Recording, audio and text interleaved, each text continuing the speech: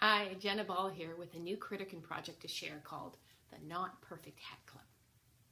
The idea behind the project is to help kids understand that perfect is not an option and discover ways to celebrate and enjoy the things that make them uniquely and perfectly not perfect. The Not Perfect Hat Club grew out of my Skype and GHO visits with elementary classrooms across North America. I put on my baggy overalls, stuff my pockets with poop bags and dog treats, and read to the kids as Ms. Janaya, the slightly goofy retired teacher who champions kids and canines in my books. After each reading, I'd have the kids draw a dog with me. That's when I started to notice how critical and stressed the kids were about their work. The mood of the room would go from playful anticipation to negative tension in 2 seconds flat. At first I didn't understand what was going on because I knew the kids loved to draw. Then I started listening to what they were saying. "Mine's terrible. I can't draw. This is so ugly. I hate my picture." "Whoa, time out," I said. "Everyone put down your pencils and look at me." I pulled out my battered old sun hat and held it over my head. "I want each of you to hold a hat over your head just like me." Looking puzzled, they pretended to hold a hat over their heads. These are our not perfect hats. Whenever we're wearing our hats, it's okay to forget about perfect and just have fun. We get to make mistakes and decide what's perfect for us. If you want your dog to have pink spots and a green tongue, that's fine with me. How does that sound? "Good," the kid shouted.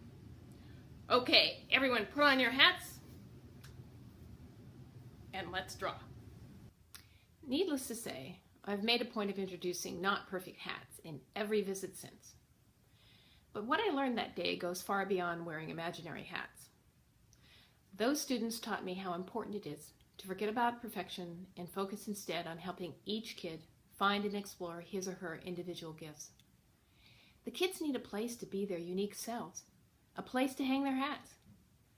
That's where the Not Perfect Hat Club comes in and why we need your help to make it a reality. First and foremost, we need funds to finish the Not Perfect Hat Club book and create the first teaching materials. The initial $5,000 will cover those costs. But dream with me here for a second. Imagine what would be possible if we have the money to empower students and teachers to start Not Perfect Hat Clubs at schools around the world. Create Not Perfect Hat Club PBLs, meaning collaborative projects that accommodate all kinds of learners and tap each child's strengths.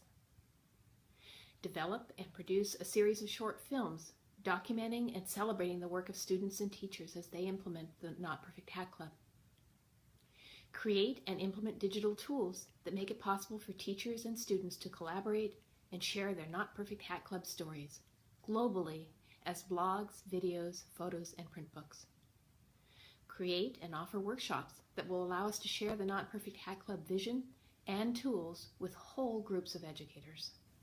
If these ideas make you smile, if the idea of kids wearing not perfect hats and working on projects that celebrate their gifts and teach empathy, tolerance, and collaboration gets you excited too, click over to our Pass the Hat page to learn more about the campaign and the wonderful rewards we're offering.